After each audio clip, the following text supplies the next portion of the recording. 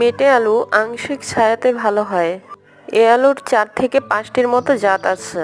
মেটে আলু half KG থেকে 2 কেজি ওজনের বীজ বা কন্দ লাগালে ভালো ফলন পাওয়া যায়। এখানে মেটে আলুর যে গাছটি দেখতে পাচ্ছেন, এটি আমি আলু কেটে লাগিয়েছিলাম। প্রায় 1 মাস পর আমার এই গাছ থেকে চারা গজিয়েছে।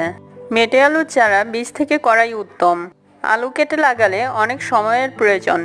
এই চারা থেকে আলু পেতে দীর্ঘ সময় অপেক্ষা করতে হবে। আমার এই চারাটি সঠিকভাবেই বৃদ্ধি হচ্ছে। মার্চ এপ্রিল মাসে, বাংলায় ফাল্গুন চৈত্র মাসে এ আলু চাষের উপযুক্ত সময়। কন্দের আকারের উপর নির্ভর করে মেটে আলুর আকার ছোট বড় হয়ে থাকে। প্রথম বছর ফসল না তুলে রেখে দিলে পরবর্তী বছর এ থেকে সুঠামো চারা বের হয় এবং ওই চারা লাগালে ফলনও বেশি হয়।